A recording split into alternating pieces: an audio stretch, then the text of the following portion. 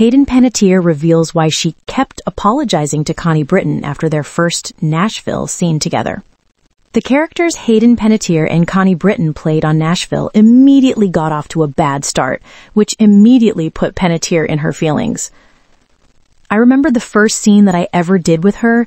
It was in Nashville's Ryman Auditorium, the backstage of the Ryman, and Raina comes in and says something nice to me, and I am just so passive-aggressive to her.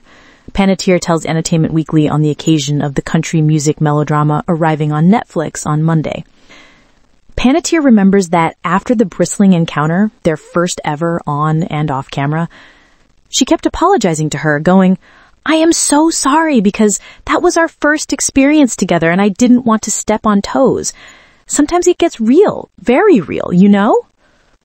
Britton's established country queen Raina James and Panettiere's feisty rising star Juliet Barnes first crossed paths in the opening scenes of the 2012 pilot episode. Juliet's brought to Raina's dressing room and introduced as a really big fan, but when Raina graciously extends her hand in greeting, Juliet smiles at her condescendingly, turns her gaze to Raina's producer Waddy, J.D. Souther, and offers him instead an overly sugary greeting. Panettiere explains that Nashville was originally designed as a solo vehicle for the Raina character, but when producers saw the enthusiastic response to Panettiere as the brash, nakedly ambitious Juliet, the show was retconned around the character's contentious rivalry as star signees of the same label. It was difficult to play that sometimes, that competitiveness, where we were in opposition and against each other. And it's not what we thought it was going to be, so it was very difficult to step in. But Panettiere remembers Britton as amazing and so supportive. Entertainment Weekly has reached out to representatives for Britton for comment. "Connie is just a class act. She is so smart and so wise, and just being able to be on screen with her, I was honored. I think we kept each other grounded throughout the whole thing," Panettiere remembers.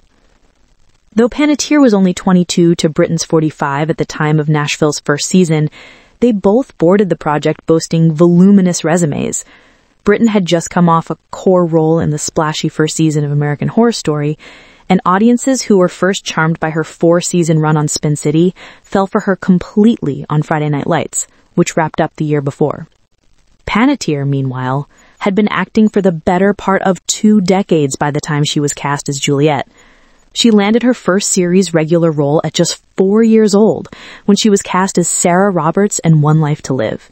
3 years on that series gave way to 5 years as the fiery Lizzie Spaulding on Guiding Light, a predecessor for Juliet if there ever was one in Panettiere's past credits.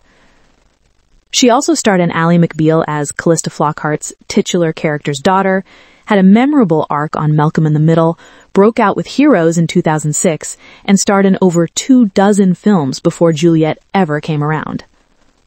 Panettiere had also worked previously with legendary actresses her senior like Jennifer Aniston, Gina Davis, and Jessica Lange, but she says her working relationship with Britton is still special.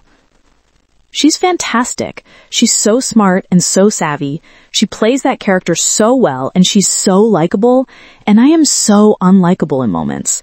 But I feel like we were able to infiltrate that with portions where you can feel for Juliet.